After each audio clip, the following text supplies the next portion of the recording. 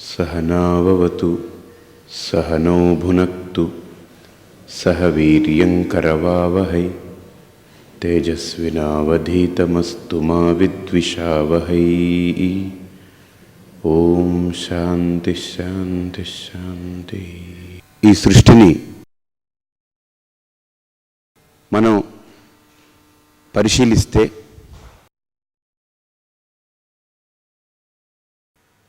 ఇందులో రకరకాల భేదాలు మనకు కనిపిస్తాయి. నానాత్వం ఉంటుంది. మనుషులు, పశువులు, పక్షులు, క్రిమికీటకాలు, మృగాలు, చెట్లు, చేమలు, లతలు, తీగలు, రాళ్ళు, రెప్పలు, కొండలు, గుట్టలు, నదీనదాలు, సముద్రాలు, లోయలు, వాగులు, వంకలు, నింగి, నేల, ఖగోళం, భూమి మీదే ఇన్ని భేదాలు ఉన్నాయి. ఇక ఆకాశమండలంలో, ఖగోళంలో ఇంకెన్ని భేదాలు ఉంటాయి. ఇంకా కనపడనటువంటి ఆకాశమండలాన్ని, ఆ గగన తలాన్ని దాటి మనకు కనిపిస్తుంది పైన ఉన్నటువంటి ఆ నీలివర్ణంలో ఉండేటువంటి ఆకాశం, నక్షత్రాలు, సూర్యుడు, చంద్రుడు ఇత్యాది. ఇంకా దాన్ని దాటుకుంటూ ఇంకా పైకి వెళితే, అంటే మన కనుచూపు అందనంత మేరకు కనుక ఇంకా ప్రయాణం చేసి ఇంకా పైకి వెళ్ళి చూస్తే అక్కడ ఇంకెన్ని భేదాలు ఉన్నాయో. ఒక్కొక్క నక్షత్రం ఒక్కొక్క మండలంగా చెప్పబడింది. ఆ మండలంలో మళ్ళీ ఇన్ని వైలక్షణ్యాలు ఉంటాయి. అప్పుడు మనకు అనిపించేటువంటి ఒక భావన, ఇదన్నీ ఒక్కసారి కనుక మనం కళ్ళు మూసుకొని వీటన్నిటినీ పోగు చేసుకుని మనం చూస్తే మనకు ఒక్కటే అనిపిస్తుంది, ఇంత విశాలమైన సృష్టిని తయారు చేసింది, దీన్ని రచించింది, దీన్ని స్వస్థానంలో వాటి స్థానంలో అమర్చిపెట్టింది, ఈ కథనంతా నడిపించేది, దీనికి సృష్టి, స్థితి, లయము అనేటువంటి ఒక ధర్మాన్ని, ఒక చట్టాన్ని అమర్చింది. అలాగనే ఈ ప్రకృతిని పరిశీలిస్తే ఇందులో ప్రతి దానికి దాని యొక్క ధర్మం అంటూ ఉంటుంది.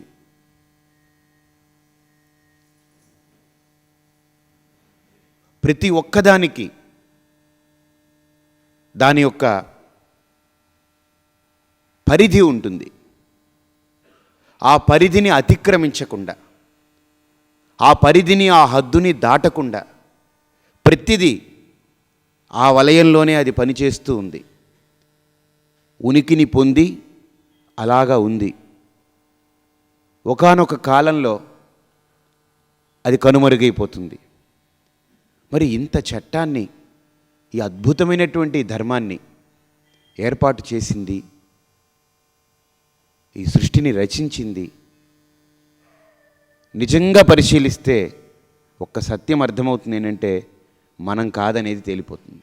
ఇవన్నిటినీ ఒక్కసారి కనుక మనం చూస్తే, ఏదో మన ఇంట్లో చపాతీ ఒత్తుకుంటూ చపాతీ నేను చేశాను అనుకోవచ్చు, లేదా బట్టలు ఉతికి ఆరేసి ఇది నేను ఇలా చేశాను అనుకోవచ్చు. కానీ సమగ్రమైనటువంటి ఈ సృష్టి కార్యాన్ని కనుక ఒక్కసారి మనం ముందు పెట్టుకుని చూస్తే మనం మినహాయింపు పొందుతాం. ఏంటనంటే అసలు ఈ సృష్టిని ఊహించడానికి కూడా వీల్లేనటువంటి ఈ సృష్టిని మనం ఏ రకంగానూ ఊహించుకోలేం. అంత విచిత్రమైనటువంటి ఈ సృష్టిని, ఇన్ని రహస్యాల్ని నిక్షిప్తం చేసి సృష్టించింది ఎవరు అనేటువంటి ఒక ప్రశ్న మనలో ఒక ఆశ్చర్యాన్ని లేపుతుంది, ఒక ఆశ్చర్యానికి తెరెత్తుతుంది. దాన్ని ఇంకా ముందు కొనసాగిస్తూ మనం వెళితే, అసలు ఈ సృష్టిని తయారు చేసింది, బాగా ఆలోచించండి, మానవ రూపంతో ఉండేటువంటి ఒక వ్యక్తి ఎందుకంటే మనందరం మనుషులం కనుక మనం అలానే ఊహించుకుంటాం. లేదు, ఒక విచిత్రమైనటువంటి ఏదైనా ఒక జీవో లేదా ఏదైనా ఒక శక్తి, ఇన్ని పరిశోధనలు ఆనాటి కాలం నుండి జరుగుతున్నాయి, జరగబోతాయి కూడా. ఎందుకనంటే దీని పట్ల విచారణ చేసే ప్రతి వ్యక్తికి కూడా బాగా తెలుసు ఈ సృష్టి తను చేయలేదని. మనం ఎప్పుడూ చూస్తూ ఉంటాం, ఒక శిశువుకి జన్మనిచ్చిన తల్లిని తండ్రిని అడిగితే మీరేనా ఈ శిశువుని కన్నది అని అంటే, ఏమండి మేము తల్లిదండ్రులం వరకే కానీ కనే శక్తి మాకు కాదండి అది. ఎందుకనంటే అది లోపల ఏం జరిగిందో, లోపల ఏ పరిణామాలకు గురైందో, అది ఏ రకంగా ఒక శిశు రూపాన్ని ధరించిందో, అది స్త్రీ రూపమా పురుష రూపమా, ఏ లింగాన్ని అది ధరించుందో, కాళ్ళు చేతులు కళ్ళు ముక్కు ఈ అవయవాలన్నీ కూడా ఏ రకంగా వృద్ధి చెందాయో అసలు ఇవేవి మాకు తెలియదండి. అది ఎప్పుడు బయటకు వస్తుందో కూడా మాకు తెలియదు. బయటకు వచ్చిన తర్వాత అది ఎంతకాలం ఉంటుందో కూడా మాకు తెలియదు. ఈ తెలీదు అనేటువంటి అజ్ఞానం శిశువుని కన్న తల్లిదండ్రుల్లో కూడా ఉంది ఆ శిశువు పట్ల. కాబట్టి ఇంకా వాళ్ళు కర్తలని చెప్పుకునేదానికి లేదు. యో యః కర్త సతజ్ఞః. ఈ వాచ్ని తయారు చేసిన వాడిని మీరు అడగండి, ఏమయ్యా దీన్ని ఎందుకు ఇలా పెట్టావు, దీనికి ఎందుకు మూత ఇలా పెట్టావు, దీని డైలింగ్ ఎందుకు ఇలా పెట్టావు, దీని పెద్ద ముళ్ళు ఇలా పెట్టావు, లోపల ప్రతి వస్తువుని అతను విప్పి విడమరిచి చెప్తాడు. ఎందుకని? యః కర్త సతజ్ఞః. ఒక కుండను తయారు చేసినటువంటి వాడిని అడగండి, ఆ కుండ ఎలా తయారు చేశాడో చక్కగా విడమరిచి చెప్తాడు. బాగా ఆలోచించండి. ఒక కెమెరాని తయారు చేసిన వాడిని అడగండి, ఆ కెమెరా గురించి సమగ్రమైనటువంటి విషయాలన్నీ మన ముందు ఉంచుతాడు. కానీ ఒక శిశువు యొక్క కర్తృత్వాన్ని వహించే తల్లిదండ్రులను అడగండి, మీరే కదా దీనికి కర్తలు, ఎలా తయారు చేశారంటే మాకు తెలియదండి అంటారు. అంటే మీరే కర్తలైతే ఖచ్చితంగా మీకు దాని యొక్క ప్రతి అణువు తెలిసి ఉండాలి. మీకు తెలియకుండా అది ఉత్పత్తి అయింది అని అంటే దానికి కర్తలు మీరు కాదు. ఫినిష్. దానికి కర్తృత్వం మీది కాదు, అసలు మీరు దానికి కర్తయే కాదు. ఎందుకనంటే మీరు కూడా ఎలా తయారయ్యారో మీకే తెలియదు, మిమ్మల్ని తయారు చేసిన వాళ్ళకి తెలియదు. కారణం వాళ్ళు తయారీకర్తలు వాళ్ళు కారు. కాబట్టి ఈ లోకాన్ని మనం సరిగ్గా పరిశీలన చేస్తే ఈ అనుమానం, ఈ రకమైనటువంటి ఒక సంశయం వెంటాడుతూనే ఉంది మానవ మేధను. ఎందుకంటే చెట్లు కొండలు గుట్టలు ఈ సృష్టిని చూసి అబ్బా ఈ సృష్టి చాలా విశాలమైంది, అందంగా ఉంది, అచింత్య రచనాశక్తి, అబ్బో చాలా గొప్ప సృష్టి ఇది అని అవి ఎప్పుడూ ఆశ్చర్యానికి లోనవ్వలేదు, లోనయ్యి దాని మీద విచారణ చేయలేదు. అలాగని ఏ పశువు పక్షి క్రిమి కీటకం మృగం ఏది కూడా ఈ రకమైన విచారణ చేయలేదు. యావత్ సృష్టిలో ఆశ్చర్యానికి లోనైనటువంటి జీవి ఒక మానవుడు. లోనైన మానవుడు ఊరికినే ఉండకుండా దాని పట్ల విచారణ చేశాడు, చేస్తున్నాడు, చేయబోతాడు కూడా. మరైతే ఈ విచారణకు పరిష్కారం ఉండదా? ఉంది. ఎలాంటి పరిష్కారం అనంటే ఈ విచారణకు ఒక్కటే పరిష్కారం. కేవలం భౌతిక వాదాన్ని మనం పక్కన పెట్టి మూలాన్ని కనుక పట్టుకోగలిగితే, కారణాన్ని కనుక పట్టుకోగలిగితే ఈ కార్యమైనటువంటి సృష్టి మనకు అర్థమవుతుంది. ఇప్పుడు ఈ ఆభరణాన్ని చూపించి ఇది ఉంగరము అన్నాను.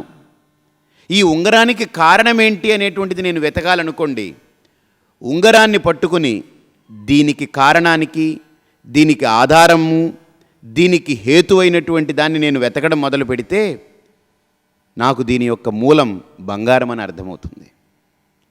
అలాగనే ఈ సృష్టిని మనం చూస్తున్నప్పుడు, ఈ సృష్టితో మనం వ్యవహరిస్తున్నప్పుడు, ఈ సృష్టిలో ఒక భాగమై మనం ఉంటున్నప్పుడు, ఈ సృష్టినే మనం చూసి దాన్ని కనుక మనం విచారణ చేస్తే మనకు అర్థం కాదు. దాని ద్వారా మూలాన్ని మనం పట్టుకునే ప్రయత్నం చేయాలి. దాని ద్వారా దీనికి కారణమైనటువంటి దాన్ని పట్టుకునే ప్రయత్నం చేయాలి. ఎందుకు అనంటే బాగా ఆలోచించండి. ఒక కొబ్బరి చెట్టు దగ్గరికి వెళ్ళి ఈ కొబ్బరి చెట్టుకి కారణం ఏంటని మనం వెతకాల్సి వచ్చినప్పుడు ఆ కొబ్బరి చెట్టు పక్కనే ఒక చిన్న మొక్క లేచుంటుంది, కొబ్బరి మొక్క. ఎందుకు ఈ కొబ్బరి మొక్క ఇలా లేచింది, ఈ మొక్కే ఇంత పెద్దదైంది, ఎలా అయింది అని ఆ మొక్కను కనుక మనం తవ్వి చూస్తే చిన్న మొక్కని, అప్పుడు దాని కారణం బయటపడుతుంది. కింద టెంక ఉంటుంది, కొబ్బరి బోండం ఉంటుంది. ఓహో, ఈ బోండం నుంచేనా ఈ మొక్క వచ్చింది, మరి ఈ బోండం ఎక్కడి నుంచి వచ్చింది, ఇదిగో ఆ చెట్టు దగ్గర నుంచి వచ్చింది. ఆ చెట్టు మీద ఉన్నటువంటి బోండమే బాగా అక్కడ పరిణితి పొంది అది అక్కడి నుంచి విడివడి కింద పడింది, భూమిలో కప్పుకుపోయింది, అక్కడి నుంచి మొలకెత్తింది. కాబట్టి ఈ వృక్షానికి మూలం ఆ ఫలం. అలాగనే మనం కూడా ఒక నిర్ణయానికి రావచ్చు, ఈ సృష్టికి మూలం ఈ సృష్టే. ఎందుకని? కొబ్బరి చెట్టుకు కారణం ఏమిటి? కొబ్బరి టెంక, కొబ్బరి బొండం. మరి ఆ కొబ్బరి బొండానికి కారణం ఏంటి? కొబ్బరి చెట్టు. కాబట్టి కొబ్బరి చెట్టుకు కారణం కొబ్బరి బొండం. అందుకనే మనకు అనవస్థా దోషం. అసలు ముందు చెట్టు వచ్చిందా, ముందు విత్తు వచ్చిందా? ఈ ప్రశ్న మనందరిలో కలుగుతుంది. కాబట్టి చెట్టు ముందా విత్తు ముందా అనేటువంటి అనుమానం ఎలా బయలుదేరిందంటే ఇలానే బయలుదేరింది. అలాగని ఇప్పుడు కనుక అదే నియమాన్ని మనం ఇక్కడ వర్తింపజేసి ఈ సృష్టికి కారణం ఈ సృష్టే. వినండి, మళ్ళీ ఆ సృష్టి పెరుగుతుంది, అందులో నుంచి కొన్ని పదార్థాలు జారి పడుతున్నాయి, మళ్ళీ సృష్టి ఎలా అయింది అని కనుక మనం నిర్ధారణ చేస్తే అంతకంటే పెద్ద అజ్ఞానం ఇంకొకటి ఉండదు. ఎందుకు అనంటే ఈ సమస్త సృష్టిని కూడా బాగా ఆలోచించండి. సదేవ సౌమ్య ఇదమగ్రే ఆసీత్ ఏకమేవ అద్వితీయం బ్రహ్మ నేహనానాస్తి కించన. ఉపనిషత్ అంటుంది, ఎంత అద్భుతమైనటువంటి శబ్దం. హే సౌమ్య, ఓ ప్లీజింగ్ సెల్ఫ్, ఓ గుడ్ లుకింగ్ సెల్ఫ్, అంటే ఓ చక్కటి సౌమ్య రూపాన్ని ధరించినటువంటి వాడా అని. సౌమ్య అని అక్కడ సంబోధన చేయడం వల్ల ఏంటంటే ఓ మంచి మనస్సు కలిగి ఉన్నటువంటి వాడా, మంచి హృదయం కలిగి ఉన్నటువంటి వాడా అని అర్థం. అంటే చెప్పింది చెప్పినట్టుగా అర్థం చేసుకోగలిగేటువంటి శక్తి ఉన్నవాడివి అని అర్థం అనమాట. ఇన్ఫ్యాక్ట్ ఇంప్లైడ్ మీనింగ్ అది. ఛాందోగ్యోపనిషత్ అంటుంది, సదేవ సౌమ్య ఇదమగ్రే ఆసీత్ ఏకమేవ అద్వితీయం బ్రహ్మ న ఇహ నానా అస్తి కించన. సరే, చాలా బాగుందండి.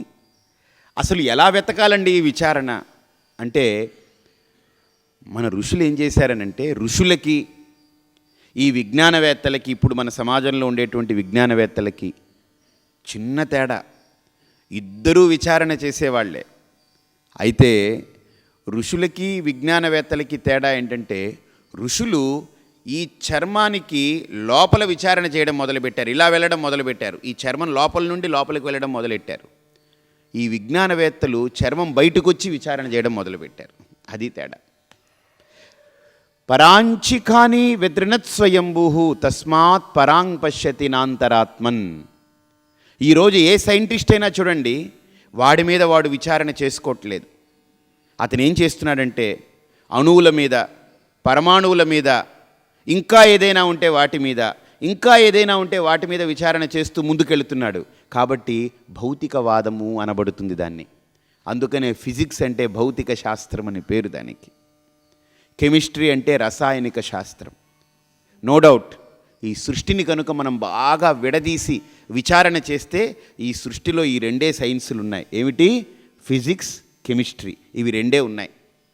The combination of the synchronisation of physics and chemistry. బాగా ఆలోచించండి. రసాయనము, శక్తి, ఇది రెండు కలిస్తే ఈ సృష్టి, నో డౌట్.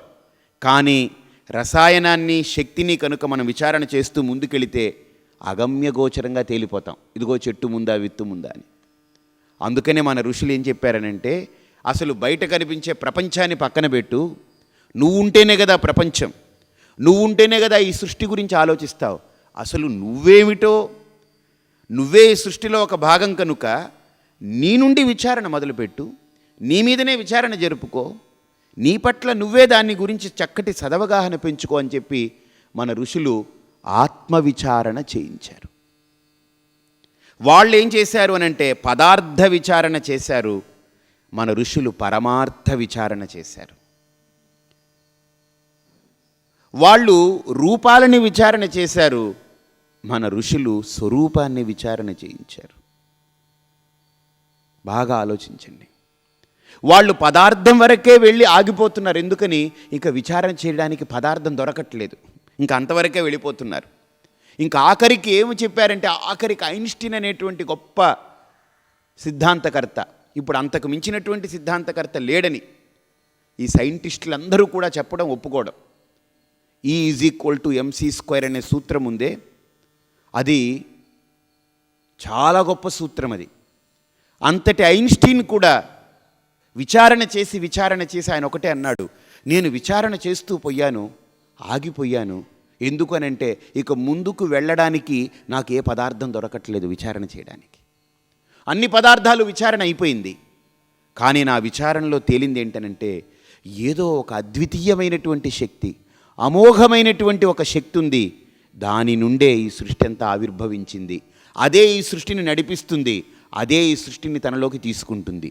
యస్మాజ్జాతం జగత్ సర్వం యస్మిన్నేవ ప్రలీయతే ఏనేదం ధార్యతే చైవ తస్మై జ్ఞానాత్మనే నమః.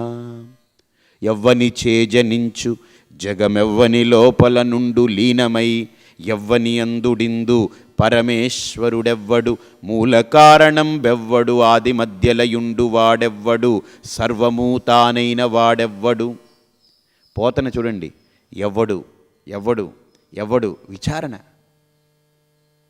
ఎవ్వని చేజనించు జగము ఒకటి, ఎవ్వని లోపల నుండు లీనమై రెండోది ప్రశ్న, ఎవ్వని అందుడిందు పరమేశ్వరుడెవ్వడు మూల కారణం బెవ్వడు ఆది మధ్యలయుండు వాడెవ్వడు సర్వము తానైన వాడెవ్వడు. ఎవడు ఎవడు ఎవడు అని ప్రశ్న వేసుకుంటూ వెళ్ళాడు ఆయన. మన ఋషులు కూడా ఏమన్నారనంటే, నిజమేనయ్యా, అలా ప్రశ్న వేసుకుంటూ కూర్చుంటే ప్రకృతిలో కనుక నువ్వు ప్రశ్న వేస్తే నీకు ప్రతిస్పందన ఉండదు. అదే నీకు నువ్వే ప్రశ్న వేసుకోవడం మొదలెడితే లోపల ఖచ్చితంగా సమస్యకు పరిష్కారం దొరుకుతుంది. ఇప్పుడు నేను కూర్చున్న గోడ దగ్గర ఇదేమిటి అదేమిటి అదేమిటి అని అంటే నాకు దొరకదు. అదే నేను ఒక్కసారి అంతర్ముఖత చెంది విచారణ చేసి దాని గురించి ఆలోచించడం మొదలు పెడితే ఖచ్చితంగా పరిష్కారం దొరుకుతుంది. కాబట్టి ఇప్పుడు మన ఋషుల యొక్క మార్గంలో మనం మన మీదనే విచారణ చేసుకుందాం. అంటే మనకు అనుమానం వచ్చింది కాబట్టి అనుమానం ఎవరికైతే ఉందో వాళ్ళ మీద వాళ్ళే మనం విచారణ మొదలు పెట్టుకుంటే చాలా అద్భుతంగా తేలుతుంది. విచారణ చేద్దాం. బహుశా ఈ రకమైనటువంటి విచారణ ఇది సనాతనమైన విచారణ, కానీ అది మీ అందరికీ కూడా కొత్తగా అనిపించవచ్చు. ఎందుకనంటే మనం వినకపోవడం వల్ల, చెప్పకపోవడం వల్ల, అది మనకు తెలియకపోవడం వల్ల స్వామీజీ చాలా కొత్త కొత్త విషయాలు చెప్తున్నారు అనుకుంటుంటారు. నేను కొత్త విషయాలు చెబితే పనికిమాలిన వాడిని అవుతాను. ఎందుకనేది నా బుద్ధి కల్పన అవుతుంది, అశాస్త్రీయం అవుతుంది. సనాతనమైన సాంప్రదాయాన్ని చెప్తేనే బుద్ధున్నవాడిని అవుతాను, నేను సాంప్రదాయవేత్తని అవుతాను.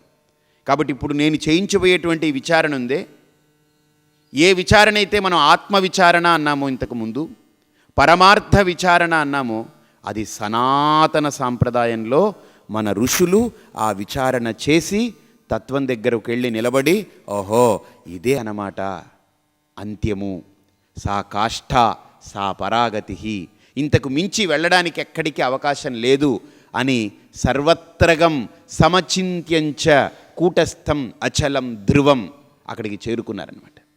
ఆ విచారణ మనం చేద్దాం, శ్రద్ధగా వినండి. ఇప్పుడు కనిపించేటువంటి నా రూపం ఉందే పరిపూర్ణానంద అని మనం ఎవరైతే అనుకుంటున్నామో, ఈ పదార్థాన్ని, ఇది పదార్థమే కదా, ఇది పరిపూర్ణానంద కాదు. ఎందుకనంటే పరిపూర్ణానంద రాత్రి పడుకున్నప్పుడు గాఢ నిద్రలోకి వెళ్ళినప్పుడు ఈ శరీరం దగ్గర నిలబడి స్వామి పరిపూర్ణానంద గారు స్వామీజీ అని అంటే నిజంగా ఇదే పరిపూర్ణానంద అయితే ఏం కావాలని లేచి మాట్లాడేయాలి. బాగా ఆలోచించండి. ఏం కావాలని లేచి మాట్లాడాలి, ప్రతిస్పందించాలి. కానీ అది స్పందించటం లేదు. మేలుకున్నప్పుడు నా దగ్గర నిలబడక్కర్లేదు, అక్కడెక్కడో నిలబడి ఏముండో ఈ స్వామీజీ పరిపూర్ణానంద స్వామీజీ అన్నారంటే ఎవరన్నా ఏంటండి అని నేను ఇక్కడి నుంచి స్పందిస్తాను. అంత దూరంలో ఉన్న వ్యక్తి పిలిచిన చెయ్యెత్తి చూపిస్తే చాలు, నేను కూడా చెయ్యెత్తి చూపుతాను. మేలుకున్నప్పుడు స్పందిస్తున్నాను, పడుకున్నప్పుడు స్పందించటం లేదు అని అంటే ఈ శరీరం పరిపూర్ణానంద కాడు. Finish, that's it. ఇది ఒక ఉపాధి. అర్థమైందండి?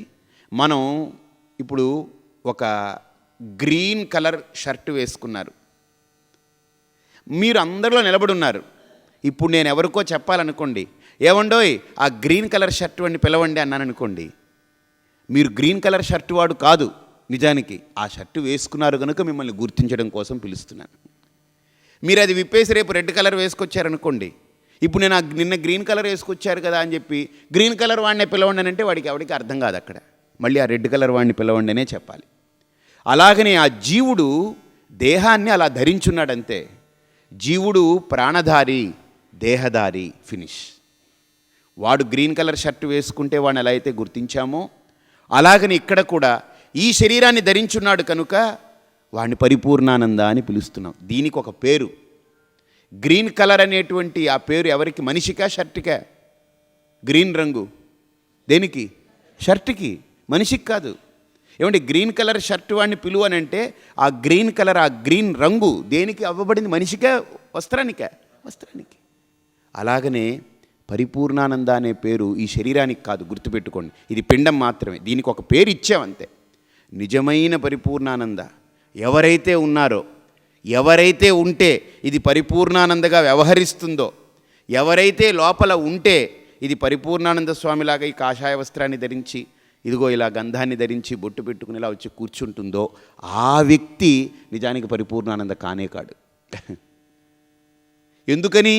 వాడు ఇందులో ప్రవేశించి తల్లి గర్భంలో నుంచి బయటికి వచ్చిన తర్వాత 10 రోజులు మైలైపోయిన తర్వాత 11వ రోజు తల్లి ఒడిలో కూర్చోబెట్టుకుని విఘ్నేశ్వర పూజ చేసి వ్యావహారిక నామ్నా, నక్షత్ర నామ్నా, మాస నామ్నా అని పేర్లు పెట్టి ఆ రోజున పాపి పూపే, వేవో కాకి, చాచి చూచు, దేదో కూక, ఇవన్నీ కూకం కంచ, ఇవన్నీ చూసి ఆ నక్షత్రానికి చూసి అప్పుడు మన ఇంటికి గురువో లేకపోతే మన ఇంటికి పెద్దవారు ఎవరైనా ఉంటే, అయ్యా ఇదిగో ఈ పిల్లాడి యొక్క భవిష్యత్తు ఇలా ఉంటుంది, ఈ పేరు పెడితే బాగుంటుంది అని వాళ్ళు నిర్ణయిస్తే అప్పుడు మనం శ్రీనివాస శర్మ లేకపోతే అప్పారావు లేకపోతే సుబ్బారావు ఈ పేర్లు మనం ఎప్పుడు పెడుతున్నాం? బారసాల నాడు. అంటే ఎన్నో రోజు? మరి పుట్టి అన్ని రోజుల వరకు పేరు లేకుండా ఎలా ఉన్నాం? కాబట్టి ఈ పేరు ఎవరిది? వాడిదే. పేరు కంటే ముందు వాడున్నాడు. బాగా ఆలోచించండి. కరెక్టే స్వామీజీ మీరు చెప్పింది, నిజమే. పేరు ఎప్పుడండి? 11వ రోజు. అంతదాకా వాడు ఆడుతున్నాడు, పడుకుంటున్నాడు, పాలు తాగుతున్నాడు, నవ్వుతున్నాడు, చూస్తే ఎత్తుకుంటున్నాం మేము, అన్ని వ్యవహారాలు ఉన్నాయి. పేరు లేదుగా అప్పుడు ఎవరైనా వచ్చి వాడితో ముద్దాడుతున్నారు, ఇంట్లో వాళ్ళందరూ వచ్చి చూస్తున్నారు, వాడిని చూస్తున్నారు, పాలు తాగుతున్నాడు, ఉన్నాడు కదా, బ్రతికున్నాడు కదా. మరి అప్పుడు పేరు లేదు కదా. మరి పేరు లేకుండా వాడు ఉన్నాడు కదా, అంటే పేరు వాడిది కాదు కదా. ఫినిష్. తర్వాత తగిలించాం నామకరణం. ఫినిష్. అలాగనే ఇంకొక అంశం, ఇంకొక మెట్టు కూడా పైకెక్కుతాం ఈ విచారంలో. ఈ శరీరం లేకుండా కూడా వాడున్నాడండోయ్. ఇది ఎలా స్వామీజీ? శరీరం లేకుండా ఎలా ఉన్నాడు? ఒక్కసారి తల్లి గర్భం నుంచి బయటికి పడే ముందు మనం ఒక్కసారి లోపల విచారణ చేస్తే మన ఋషులే కాదు, ఈరోజు సైన్స్ కూడా, ఎప్పటికైనా సైన్స్ ఒక సత్యాన్ని అంగీకరిస్తుంది. ఏం తెలుసా? లోపల జీవుడికి శరీరం లేదు. తల్లి గర్భంలోకి ఈ జీవుడు ప్రవేశించిన తర్వాత తండ్రి యొక్క ధాతువు నుండి తల్లి గర్భంలోకి వెళ్ళినటువంటి ఆ జీవుడు మొట్టమొదట చాలా అణురూపంతో ఉన్నాడు. వాడు ఒక క్రిమి, ఒక సూక్ష్మ రూపం, జీవి. గుర్తుపెట్టుకోండి, అది కూడా జీవుడు కాదు సుమా, అందులో జీవం ఉంది అంతే. ఆ క్రిమి మనం మైక్రోస్కోప్లో పెట్టి చూస్తే ఆ తండ్రి యొక్క ధాతువుని, అందులో కొన్ని క్రిములు, వేల క్రిములు ఎలా తిరుగుతూ ఉంటాయి, ఇలాగ కదులుతూ ఉంటాయి. బాగా అర్థం పెట్టుకుని, అది జీవుడు అనుకోకండి, అది కూడా జీవుడికి ఉపాధే. ఇప్పుడు ఎలాగైతే నాకు ఈ శరీరం ఉపాధో అలాగనే జీవుడికి ఆ క్రిమి కూడా ఒక ఉపాధే. అది జీవుడు అనుకోకండి. అందులో జీవత్వం ఉంది, అంతే, ఫినిష్. అందులో ప్రాణం ఉంది, అంతే. అందులో అస్తిత్వం ఉంది, అందులో ఉనికి ఉంది, అంతే. ఆ కదిలేటువంటి ఆ చిన్న క్రిమి, సూక్ష్మ క్రిమి ఉందే, అది తల్లి యొక్క గర్భంలో ప్రవేశించిన తర్వాత బాగా ఆలోచించండి, ఇన్ని వేల క్రిములు కనుక లోపలికి వెళ్ళి కూర్చున్నాయనంటే ఇంచుమించు ఒక్కొక్క తల్లికి 1000 మంది పుడతారు. ఇంకేమి సంతాన ఇదేంటి ఆపరేషన్, ఇంకా ఆఖరికి పెళ్ళిళ్ళు మానేయవలసింది ఆ తర్వాత గవర్నమెంట్ రూల్స్ ప్రకారం. ఇప్పుడు ఒక్కొక్క ఆవిడ 1000 మందిని పుట్టించింది అనుకోండి, ఒక ఇంట్లో 1000 మంది అంటే పరిస్థితి ఏంటి? అప్పుడు భూమి గజం 10,000 కాదు, ఇంచు 20,000, 40,000, 30,000, 50,000కు వెళ్ళిపోతుంది. అప్పుడు భూమి గట్టిగా ఉంటుందన్నమాట. కాబట్టి బాగా ఆలోచించండి, అదే తల్లి గర్భంలో ప్రవేశించినటువంటి అన్ని వేల క్రిముల్లో కూడా అన్నీ ఉండవు, అన్నీ పడిపోతాయి. ఒక్కటో అథవా రెండో అథవా మూడో కొన్నే ఉంటాయి అక్కడ. బాగా ఆలోచించండి. 24 గంటల లోపు ఫలదీకరణం చెందాలంటారు, అది ఉండిపోతుంది. 24 గంటల్లోపు ఆ లోపలికి వెళ్ళిపోతుంది. ఏ క్రిమైతే లోపలికి చొచ్చుకొని అన్నిటినీ తన్నుకొని నెట్టుకొని వెళ్ళిపోతుందో ఆ క్రిమి లోపలికి వెళ్ళి సెటిల్ అయిపోతుంది, తర్వాత మూతపడిపోతుంది. ఇంక ఈ క్రిములన్నీ అక్కడ 24 గంటల సేపు వెయిట్ చేస్తుంటాయి గేటు దగ్గర, లోపల తల్లి గర్భంలో. లోపలికి పిలుస్తారేమో వెళ్తామేమో, పిలుస్తారేమో వెళ్తామేమో. ఇంకా ఆ తర్వాత 24 గంటల తర్వాత ఇవన్నీ చనిపోతాయి, పోతుంది, ఇవి అన్నీ రాలిపోతాయి. అంటే చాందోగ్యోపనిషత్తు అంటుంది, మనిషి పుట్టక్కర్లేదు, ఆ తల్లి గర్భంలోకి వెళ్ళాడు కదా జీవుడు, అంతటితోటి వాడికి జన్మ అయిపోయింది. కొంతమందికి అక్కడే అయిపోతుంది. పుట్టి ఈ కర్మలన్నీ అనుభవించి ఇలా కూర్చుని ఆత్మబోధ ప్రవచనం, భగవద్గీత ప్రవచనాలు, మంత్రోపదేశం, జపం చేయవలసిన అవసరం లేకుండానే వాళ్ళకేంటి, గర్భంలోనే విముక్తి. వాడికి తండ్రి ధాతువు గర్భంలో చేరింది, తల్లి గర్భంలో చేరిన వెంటనే ఒక్కటే వెళ్ళింది, మిగతా అన్నీ అక్కడ ఉండిపోయాయి. అవన్నీ చనిపోతాయి 24 గంటల్లో, వాటి జీవత్వాన్ని కోల్పోతాయి, అయిపోతుంది. అది ఎంత గొప్ప సృష్టి యొక్క విచిత్రం చూడండి. తండ్రి గర్భంలో ఉన్నంత వరకు ఆ క్రిములకి జీవత్వం ఉంటుంది, ఎంతకాలమైనా సరే. కానీ ఒకసారి తండ్రి గర్భాన్ని దాటి బయటికి వస్తే 24 గంటల్లోపు తల్లి గర్భంలో అండం ఏదైతే ఉంటుందో అండం తయారవుతుంది. స్త్రీకి ఆ ఋతుక్రమం అవుతుంది కదా, ఆ ఋతుక్రమం అయిపోయి రజస్సంతా బయటికి వెళ్ళిపోయిన తర్వాత లోపల ఒక అండం తయారవుతుంది. ఆ అండం తయారవ్వడానికి 12 రోజులు అవుతుంది ఋతుక్రమం అయిన తర్వాత. ఆ 12వ రోజున ఈ జీవుడు లోపలికి ప్రవేశించినప్పుడు ఈ ఎన్నో వేల క్రిములు లోపలికి వెళతాయి. అందులో ఆ అండం ఏ జీవుణ్ణి ఆకర్షిస్తుందో, ఏ జీవుడు అన్నిటినీ తన్నుకొని చొచ్చుకొని ముందు ఆకర్షింపబడి లోపలికి వెళ్ళిపోతాడో ఆ జీవుడే అక్కడ ఉంటాడు, మిగతా వాళ్ళందరూ బయట ఉండిపోతారు. అందులోకి వెళ్ళినటువంటి ఆ జీవుడు మన కంటికైతే కనపడడు, మైక్రోస్కోప్లో పెట్టి చూస్తే ఎక్కడో కదలిక, చిన్న ఆ చలనం కనిపిస్తూ ఉంటుంది ఆ క్రిమి రూపంలో. ఆ క్రిమి నిలదొక్కుని నిలబడి, అది విదేశం, ఇప్పుడు స్వదేశం కాదది. తండ్రి గర్భము, తండ్రి యొక్క వాతావరణం, తండ్రి యొక్క ఆ పరిస్థితులు, స్థితిగతులు వేరు.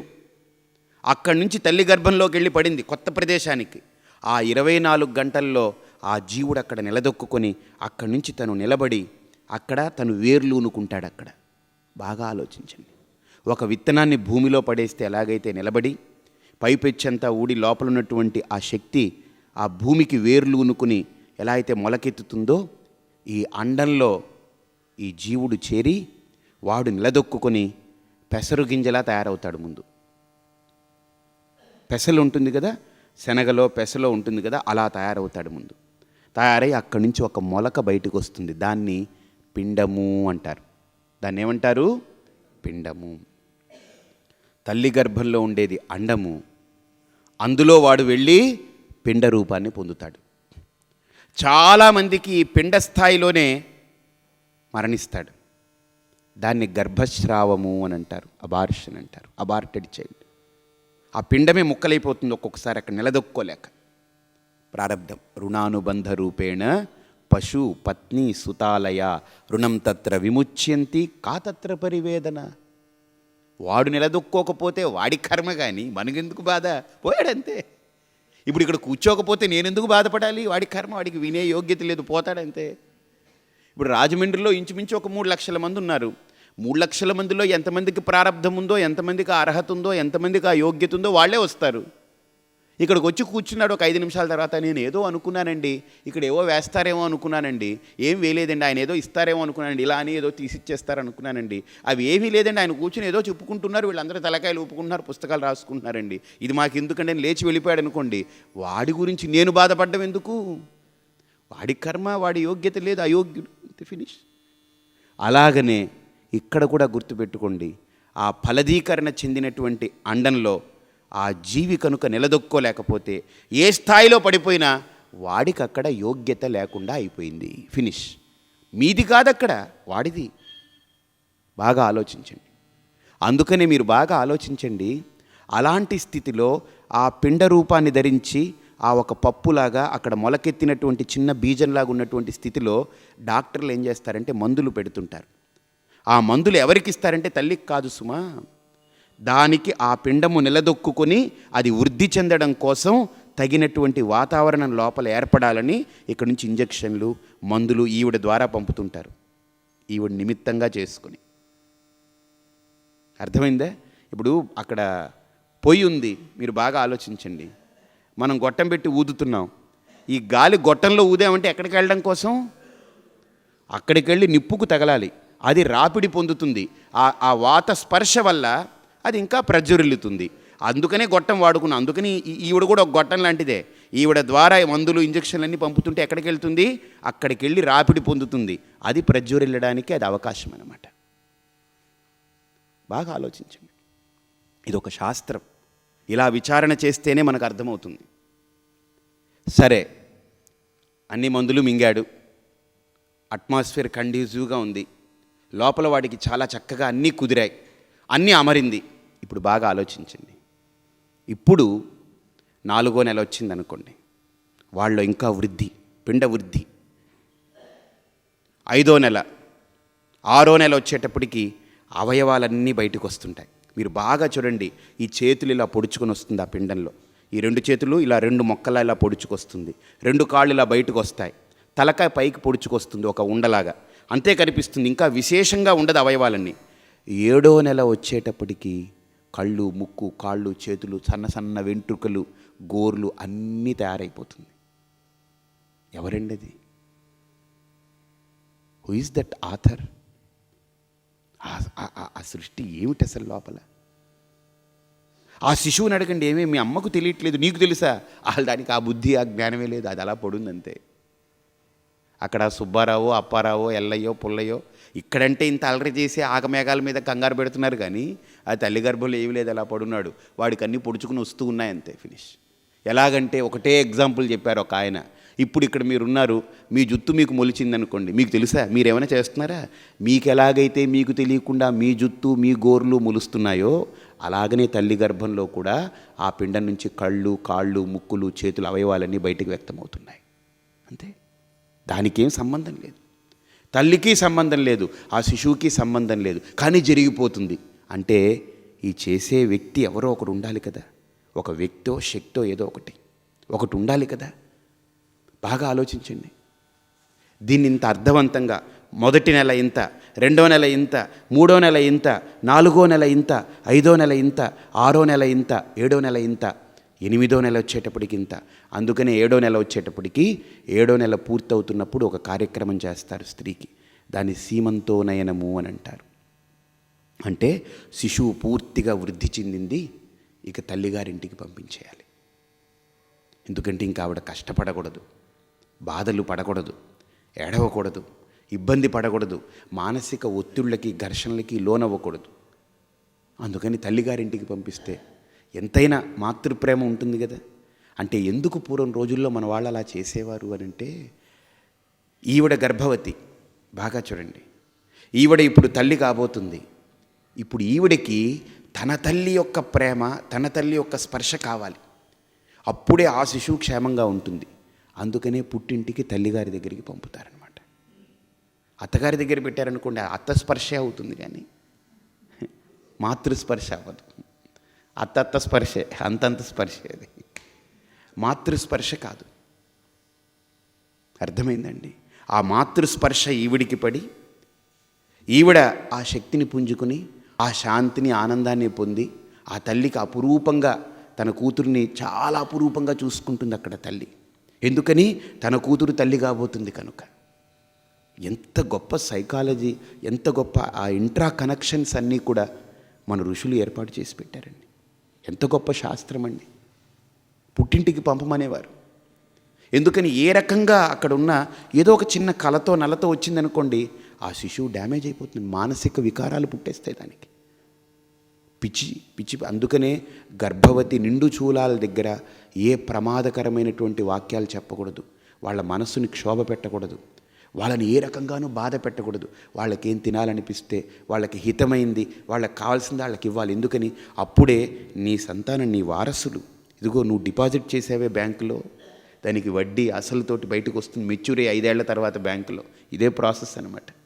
ఇక్కడ 9 నెలల్లో బయటకు వస్తుంది. అసలు వడ్డీ అన్నిటితోటి మొత్తం డబల్ అయిపోయి బయటకు వస్తుంది.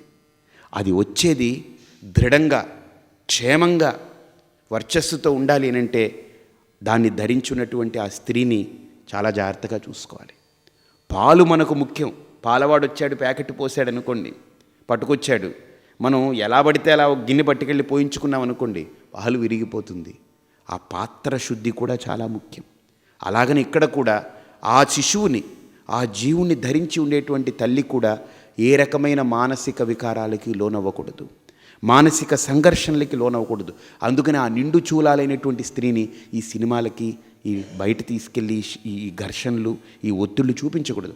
ఆ సమయంలో పురాణ కాలక్షేపం లేదా మంచి వేదాంత చింతన, నామ సంకీర్తన, ఒక సాధువుల మధ్య నిలబెట్టడం, ఆలయానికి తీసుకెళ్ళడం, ధ్యానం చేయించడం, ఇవన్నీ చేయించండి. మీరు ప్రయత్నం చేయండి. ఆ శిశువు మరో ప్రహ్లాదుల్లా బయటకు వస్తాడు. నిజమది. ఎందుకని? ఆ మనస్సు మీద ఆ ప్రభావం, తల్లి యొక్క ప్రభావం కరెక్ట్గా డైరెక్ట్గా శిశువు మీద పడుతూ ఉంటుంది. సూర్యుడు చూస్తే ఎలాగైతే అతని యొక్క కిరణాలు మన మీద పడుతున్నాయో, తల్లి యొక్క బుద్ధి, మనస్సు కూడా ఏ రకమైనటువంటి ఆలోచనలు, ఏ రకమైనటువంటి భావాలకు గురవుతుందో ఆ భావాలు, ఆ ఆలోచనలు ఖచ్చితంగా ఆ శిశువు మీద పడుతూనే ఉంటాయి. అందులో అనుమానం లేదు. ఇప్పుడు బాగా చూడండి, 9 నెలలు అయిన తర్వాత దేహం, ఆ చర్మము, మాంసము, ఎముకల గూడన్నీ తయారయ్యి చక్కగా స్టిఫ్గా తయారై బయటకు వస్తుంది. ఇప్పుడు మీరు ఆలోచించండి, బయటకు వచ్చిన తర్వాత ఆ శిశువుని చూస్తున్నాం. 11 రోజుల తర్వాత పేరు పెట్టాం.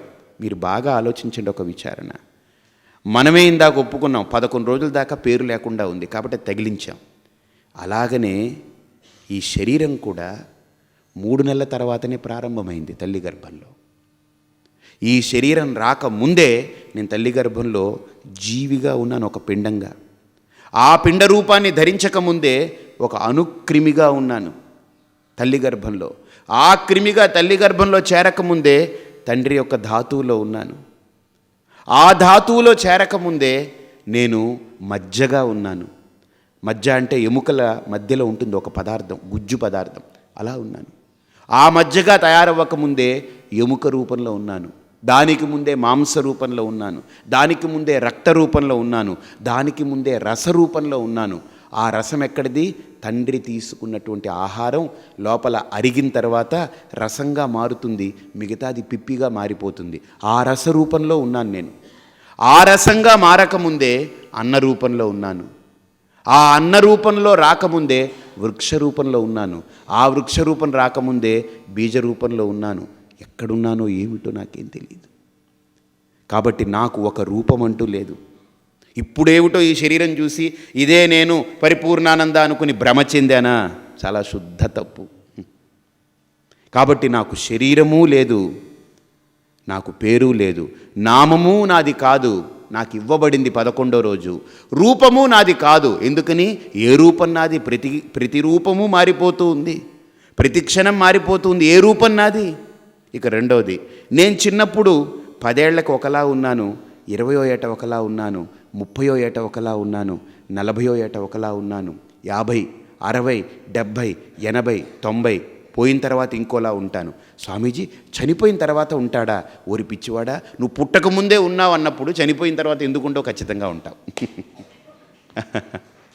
నజాయతే మ్రియతే వా కదాచిత్ నాయం కుతశ్చిన్న బభూవ కశ్చిత్ అజో నిత్య శాశ్వత అయం పురాణ న హన్యతే హన్యమానే శరీరే వాసాంసి జీర్ణాని యదా విహాయ నవాని గృహ్ణాతి నరోపరాణి. ఇదే భగవద్గీతలో వస్తుంది, మనం చూస్తాం కూడా. కాబట్టి శరీరం అనేది ఒక రూపం, ఇది నాది కాదు, ఇది ఇవ్వబడింది, ఒక కాలంలో ఇవ్వబడింది. ఈ పేరు పరిపూర్ణానంద, అప్పారావు, సుబ్బారావు, ఈ పేరు కూడా నాది కాదు, ఇవ్వబడింది. అందుకనే మా గురువు, నేను అనుకుంటుంటాను ఎప్పుడు, పరిపూర్ణానంద అనే పేరే దీనికి బరువు. ఇక దీనికి బిరుదులు ముందు ఒక 25 బిరుదులు తగిలించుకొని కచపుచ కచపుచ కచపుచ కచపుచ 25 బిరుదులు. ఆ బిరుదులన్నీ వేసుకోవాలన్నమాట. పుస్తకాల్లో, బ్యానర్లో, ప్యాంప్లెట్లు అన్నీ వేసుకోవాలి. అవి వేయకపోతే కోపం అనమాట. ఇంకా ఇడియట్, బుద్ధి లేదా, నాకు ఎన్ని బిరుదులు ఉన్నాయి నీకు తెలీదా? ఓ స్వామీజీ నిజంగా ఇలా మాట్లాడారు, నాకు 7 బిరుదులు ఉన్నాయి, నీకు బుద్ధి లేదా? పిచ్చివాడా, బిరుదో బురదో, అసలేదో ఒక పెద్ద బురద, అందులో ఈ బురదలో ఈ బిరుదులు ఇవన్నీ. అందుకనే ఒక ఆయన అన్నారు, స్వామీజీ మీకు ఒక మంచి బిరుదు ప్రదానం చేద్దాం అనుకుంటున్నామండి. చాలా మంచిదండి, అటు పక్క స్వామీజీ ఉన్నారు, ఆయనకి ఇవ్వడానికి చాలా ఇష్టం, నాకేం అవసరం లేదు. ఎందుకని ఈ పరిపూర్ణానంద అనే పేరు కూడా నాకు పెట్టేటప్పుడు మా గురువుగారు సన్యాసం ఇచ్చిన తర్వాత ఒక మాట అన్నారు, నాయన అసలు పేరు అనేది ఉండదు సన్యాసికి, అన్నీ వదులుకున్న తర్వాత పేరుతో పని ఏంటి, కానీ నువ్వు సమాజంలో తిరుగుతున్నప్పుడు నిన్ను పలకరించాలి కదా ఎవరన్నా, ఆ పలకరింపు కోసం ఈ పేరు, అంతే, ఫినిష్. దీని పేరు వాచ్ అని మనకే, కానీ దీనికి అడగండి, నీకు తెలుసా, నీకు దీని పేరు గాంధీ వాచ్, మళ్ళీ నీకు తెలుసా నీకు ఎంత పెద్ద బిరుదో, గాంధీ అని పేరు కూడా తగిలింది నీకు అని అడగండి, అదేం స్పందించదు. ఇది కూడా అంతే, ప్రాణం పోతే పరిపూర్ణానంద మీరు ఎంత గొప్పవారండి, ఏమన్నా ఇది అలానే, ఇది ఎంతో ఇది అంతే. ఆ ప్రాణం ఉన్నంత వరకు ఇది నేను అలాగా, నాదింత, నీదింత, నేనెంత, అదంతా ఇదంతా అనుకుంటుంది. అది పోయిన తర్వాత ఏం మాట్లాడదు. కానీ ఈ పేరు దానిదా, అలా విన్యాస, దానికి అసలు సంబంధమే లేదు, పట్టించుకోవడం. బాగా ఆలోచించండి. అందుకనే నాకు ఒకసారి ఒక ప్రశ్న వచ్చింది, ఏమండి ఈ పేరు మనం పెట్టాం కదా ఈ పిండానికి, చనిపోయిన తర్వాత పితృకర్మలు చేస్తారు కదా, పలానా నా నాన్నగారిది, మా తాతగారిది అని 3 తరాలకి అర్ఘ్యం ఇస్తారు, ఇక్కడ పిండ ప్రదానం చేస్తారు. ప్రతి మాసంలో అమావాస్య నాడు అర్ఘ్య ప్రదానం చేస్తారు, అర్ఘ్యం ఇస్తారు కదా. మరి పేరు వాడిది కానప్పుడు ఇది ఎలా వెళుతుందండి అక్కడికి? ఇది మనం పెట్టుకుంది పేరు ఇక్కడ భూలోకంలో, వాడికి ఎక్కడ తెలుస్తుంది అక్కడ ఏమన్నా వాడి పేరు ఉంటుందా అని అడిగితే నవ్వుకుని ఆయన సమాధానం చెప్పారులేండి, అయ్యా ఈ కర్మ ఎవరు చేస్తున్నారు, నువ్వు, వాళ్ళుగా చేసేది. ఈ కర్మ ఎవరు చేసుకుంటున్నారు, నువ్వు. కాబట్టి ఇప్పుడు ఈ కర్మ నువ్వు చేస్తున్నావు కనుక, ఇప్పుడు నువ్వు అమెరికాలో ఉన్నావు అనుకో, నీకు నేను ఫోన్ కొట్టాలనుకో, ఏ కోడ్ పెట్టి కొట్టాలి నేను, చెప్పండి? అమెరికా కోడ్ కొడితేనే అమెరికాకి ఫోన్ వెళ్తుంది. ఢిల్లీలో ఉన్నాను అనుకోండి, ఏ కోడ్తో నేను ఫోన్ చేస్తే వెళ్తుంది, ఢిల్లీ కోడ్. కాబట్టి ఇప్పుడు నువ్వు భూలోకంలో ఉన్నావు కనుక వాడికి నువ్వు ఇవ్వదలుచుకుంది భూలోక నియమంతోటే నువ్వు వర్తింపజేయాలి, కానీ నువ్వు ఆ నియమాన్ని వర్తిస్తే వెళ్ళదయ్య బాబు. కాబట్టి ఇక్కడ వాడి పేరు చెప్పుకుంటూనే ఈ కోడ్ కొడితేనే ఓపెన్ అవుతుంది వాడికి. అర్థమైందా మీకు? ఇదే డీకోడింగ్ అన్నమాట ఇది. ఇప్పుడు అప్పారావు నామధేయస్య, అప్పారావు పిదుహు, సుబ్బారావు నామధేయస్య, ఇది డీకోడింగ్ అనమాట. ఇదే కోడ్ అనమాట దానికి. దీన్ని డీకోడింగ్ చేస్తేనే అక్కడికి వెళుతుందండి. కాబట్టి ఇవన్నీ చాలా మర్మాలండి, చాలా సూక్ష్మ అంశాలు ఇవి. కాబట్టి ఆ జీవుడికి, ఏ జీవమైతే శరీరంలో ఉందో ఆ జీవుడికి నామము లేదు, రూపము లేదు. అంతేనా? ఇప్పుడు ఒప్పుకుంటారా మీరంతా? నామరూపాలు లేవు. మరి స్వామీజీ ఈ పుట్టడం నువ్వు ఉండగానే జరిగిందిరా నీ చుట్టూతా, ఎలాగా అనంటే బాగా ఆలోచించండి. ఈ ఎగ్జిబిషన్కి వెళ్తాం. నేను చిన్నప్పుడు ఎగ్జిబిషన్ వెళ్ళినప్పుడు ఒక షాపులో ఒక మిఠాయి అమ్ముతున్నాడు అనమాట. ఏంటంటే చాలా అందమైన మిఠాయి, రండి రండి అని చెప్పి ఆ మిఠాయి పట్టి చూపించాడు. ఒక పుల్ల పట్టుకున్నాడు, దాని చుట్టూ ఇంత గులాబీ రంగులో ఇలా ఉందన్నమాట, ఇంత లావుగా. అది చూపిస్తున్నాడు అందరికీ. నేను అడిగాను, నాకు అది కావాలని అడిగాను. వెంటనే వాడేంటంటే ఎడం చేతిలో పుల్ల ఉంది, దానికి ఏం లేదు. ఈ పుల్లకి అన్నీ ఉన్నాయన్నమాట, ఆ మిఠాయి ఉంది, ఈ పుల్లకి ఏమీ లేదు. నేనన్నా నాకు ఈ మిఠాయి కావాలన్నా, ఇస్తానని ఈ చేయి చూపించాడు. మరి ఈ పుల్ల ఇస్తావేంట్రా, ఇది అడుగుతుంటేనంటే ఇదేరా బాబా మిఠాయి అన్నాడు. ఏం చేశాడంటే అదొక చిన్న రౌండ్ తిరిగేది ఒకటి ఉంది, దాంట్లో ఈ పుల్లెట్టి లా లా లా లా లా లా లా లా లా లా అన్నాడు. ఇలా అలా తయారైపోయింది, వచ్చింది. ఆ పుల్ల నా చేతిలో పెట్టాడు. అలానే నువ్వు కూడా పుల్లరా బాబు పుల్లయ్యా. ఆ పుల్ల పోదు, పైన మిఠాయి అలా చుట్టుకుంది, మళ్ళీ ఆ మిఠాయిని నోట్లో పెట్టుకుంటే అలా పోతుంది. మీరు చూడండి, ఆ పుల్ల పోదు, ఆ పుల్ల రాదు, అది అలానే ఉంది. కానీ దానికి మిఠాయి అంటుకుంది. ఆ మిఠాయి ఏమైంది, కాలగర్భంలో తినేస్తే పోయింది. అలాగనే ఇది కూడా మిఠాయి రా నాన్న, లోపల పుల్లయ్య ఎవడికి అక్కర్లేదు, ఇది మిఠాయి కావాలి. మా వారు ఎంత మంచివారో, మా ఆవిడ ఎంత మంచిదో, ఎన్ని మిఠాయిలు అనమాట. అది తినేసిన తర్వాత ఆ పుల్లయ్యతో పని లేదు. అంతే. యావత్ పవనో నివసతి దేహే తావత్ పృచ్చతి కుశలం గేహే గతవతి వాయౌ దేహాపాయే భార్యాబిభ్యతి తస్మిన్ కాయే యావద్విత్తోపార్జనసక్తః తావన్నిజ పరివారో రక్తః పశ్చాజ్జీవతి జర్జరదేహే వార్తాం కోపి న పృచ్చతి గేహే. అందుకని శంకర్లు అంటారు, భజ గోవిందం భజ గోవిందం గోవిందం భజ మూఢమతే సంప్రాప్తే సన్నిహితే కాలే నహి నహి రక్షతి డుకృంకరణే. ఇప్పుడు ఒక్క విషయం మీరు అర్థం చేసుకోండి. ఆ తత్వానికి, ఆ జీవుడికి తండ్రి గర్భంలో ఉన్నాడు, అది ధాతువులో ఉన్నాడు, మధ్యలో ఉన్నాడు, మాంసంలో ఉన్నాడు, రక్తంలో ఉన్నాడు, రసంలో ఉన్నాడు, అన్నంలో ఉన్నాడు. అసలు ఎలా వచ్చాడురా వీడు, అసలు ఏ రకంగా ఈ సృష్టిలోకి చొరబడ్డాడు? తస్మాద్వా ఏతస్మాదాత్మన ఆకాశ సంభూతః. అయ్యా, ఈ యావత్ సృష్టికి ఒక తత్వం ఉంది, కారణం. అదేంటి? ఆత్మ, దాని పేరు. ఈ యావత్ సృష్టికి కారణం ఒకటి ఉంది, దానికి ఏంటి పేరు? ఆత్మ. ఎలాగైతే, బాగా ఆలోచించండి, మనకొక రూపం లేదు, ఒక పేరు లేదు, శ్రద్ధగా వినండి. కానీ కాలగర్భంలో మనం అలానే ఉన్నాం, మనకు ఒక రూపం చుట్టుకుంది, అంతే కదండి. ఈ జీవుడికి చుట్టూతా ఒక పిండం ఏర్పడింది, ఆ పిండం మొలకెత్తింది, ఈ అవయవ విశేషాలతోటి, ఇంద్రియాలతోటి ఈ శరీరం దాల్చాం మనం. బాగా ఆలోచించండి, బాగా ఆలోచించండి. అందుకనే డాక్టర్లు కూడా ఆపరేషన్ పడిందనుకోండి, ఎక్కడైనా బాగులేదనుకున్నప్పుడు ఎవరికి ఆపరేషన్ చేస్తారండి? దేహానికి ఆపరేషన్ చేస్తారా, జీవుడికి చేస్తారా?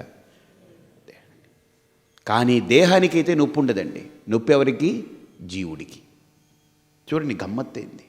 జబ్బేమో దేహానిది, నొప్పేమో జీవుడిది. అదే మన బాధంతా. సంబంధం లేదంతా మన నెత్తి మీద పెట్టుకుని ఏడుస్తున్నాం ఇక్కడ. జబ్బు దేంది? దేహాన్ని. ఎవరు ఏడవాలి? మిమ్మల్ని కొడితే, మీరు కింద పడితే మీరే ఏడవాలి, అది ధర్మం. ఇప్పుడు మీరు కింద పడితే నేను ఏడవడం ఏంటి? బాగా ఆలోచించండి. అందుకనే ఇక్కడ శాస్త్రం అంటుంది, జబ్బు దేహానిదే, కానీ ఆ దేహంలో వాడు ఉన్నాడు కదా, ఆ దేహము నాది అనుకుంటున్నాడు కనుక దాని ధర్మాలన్నీ వాడికి అంటుకుంటున్నాయి. అందుకనే ఏడుస్తున్నాడు వాడు. అందుకనే శంకర్లు అంటారు, మనోబుద్ధ్యహంకార చిత్తాని నాహం నచ శ్రోత్రజిహ్వే నచ ఘ్రాణనేత్రే నచ వ్యోమభూమి న తేజో న వాయు చిదానందరూప శివోహం శివోహం. బాగా ఆలోచించండి. అసలు అంత దాకా అక్కర్లేదండి. ఇంత నొప్పి నొప్పి ఎక్కడో పెద్ద ఒక గాయం అనుకోండి, అయ్యో అయ్యో అయ్యో నొప్పి నొప్పి అని ఎగిరాడు. సరే భోజనం పెట్టాం, మందులేసాం, పడుకున్నాడు. ఇంకా ఆ నిద్రలోకి వెళ్ళిపోయాడు, గాఢ నిద్రలో. ఇప్పుడు అసలు ఆ నొప్పి తెలియట్లేదు వాడికి, అలా పడుకున్నాడు. ఎగిరినవాడు వాడే కదా. ఇప్పుడు ఎందుకు ఏం మాట్లాడకుండా పడుకున్నాడు? అదే రోగం ఉంది, జబ్బు ఉంది ఆ శరీరానికి, ఆ వ్రణం ఉంది, దాని బాధ అంతే ఉంటుంది. మరి ఇప్పుడు ఎందుకు అనుభవించట్లేదంటే ఇప్పుడు ఆ నిద్రలో శరీరం నాది కాదనుకుని వదిలేశాడు. అందుకని వాడికి సంబంధం లేదు, వాడు ఏడవట్లేదు, హాయిగా ఉన్నాడు. వాడు ఎప్పుడైతే మేలుకున్నాడో శరీరంతో తగులుకున్నాడు, అంతే. అక్కడి నుంచి మొదలెట్టాడు ఏడుపు అంతా. మళ్ళీ ఉదయం లేచినప్పటి నుంచి కుయ్యం కుయ్యం అంటుంటాడు. ఏంట్రా రాత్రి అంతా బాగున్నాడు, ఏం చేయను నన్ను, నాకు నొప్పి అంటాడు వాడు. వాడి తప్పు కాదు, ఎందుకని తగిలించుకున్నాడు కనుక తంటాలు పడుతున్నాడు. అందుకనే ప్రకృతి ఆశ్రమంలో రామరాజు గారిని ఒక ఆయన ఉన్నారు. ఇప్పుడు 94 ఏళ్ళు ఆయనకి, 95 ఏళ్ళు, 96 ఏళ్ళు. ఆయన అంటారు, తగిలించుకుని తంటాలు పడ్డం ఎందుకు, వదిలించుకుని ఒడ్డును పడరా అంటాడు అనమాట. కాబట్టి ఇప్పుడు మనం ఏం చేయాలంటే శరీరాన్ని తీసి పారేయాలి. నో, తీయకూడదండి. ఇదేంటి? శరీరమాద్యం ఖలు, ఏంటి చెప్పండి, బాగా చెప్పాలి. 3 సాధనాలు చెప్తాను. శరీరమాద్యం ఖలు భోగ సాధనమా, శరీరమాద్యం ఖలు ధర్మ సాధనమా, శరీరమాద్యం ఖలు మోక్ష సాధనమా. Hats off. ఆ మాట అంటే మీకు ఆత్మబోధ నేను చెప్తాను. ఏది? శరీరమాద్యం, అది ధర్మ సాధనం కూడా పక్కన పెట్టండి, మోక్ష సాధనం. ఎందుకని?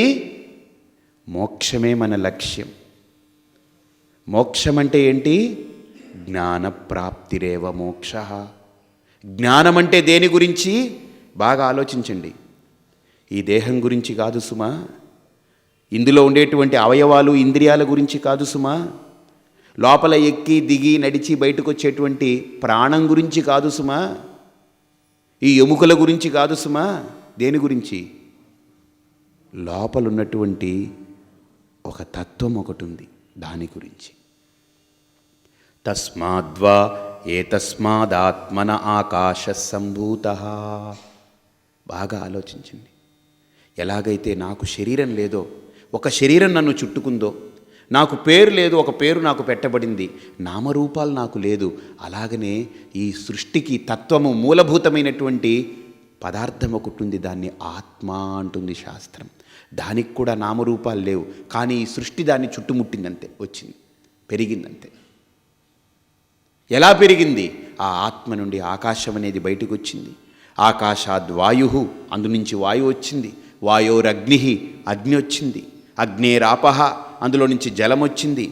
అద్భ్యః పృథివీ, అక్కడి నుంచి నీళ్ళు వచ్చింది, భూమి వచ్చింది. పృథివ్యా ఓషధయ, అక్కడి నుండి ఓషధులు బయలుదేరాయి. ఓషధీభ్యోన్నం అన్నాత్ పురుష. ఆ అన్నం తిన్నటువంటి వాడు అది రసమైంది, రక్తమైంది, మాంసమైంది, మజ్జ అయింది, మేధ అయింది, అస్థి అయింది, ధాతు అయింది.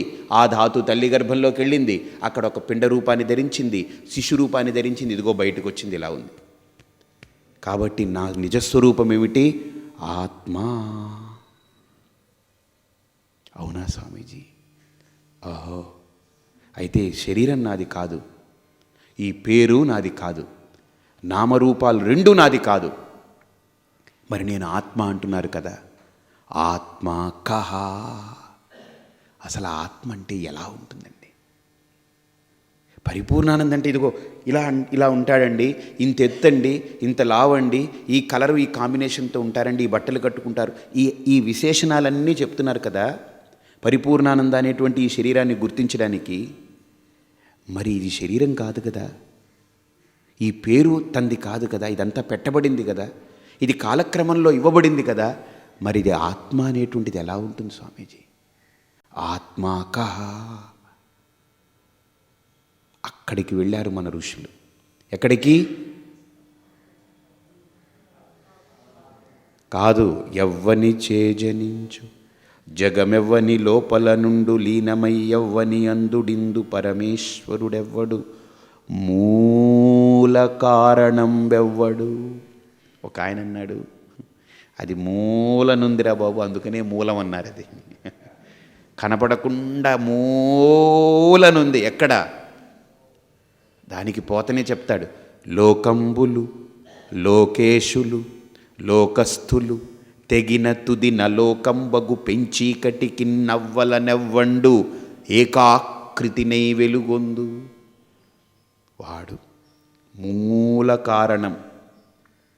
అలాగనే ఆత్మ కూడా ఈ చర్మాన్ని దాటి, మాంసపు పిండాన్ని దాటి, ఎముకల గూడును దాటి, హృత్పుండరీకాన్ని దాటి, చిదాకాశాన్ని దాటి లోపల ప్రకాశిస్తున్నాడు. ఈ మాంసమయ పిండం దానికి సంబంధం లేదు.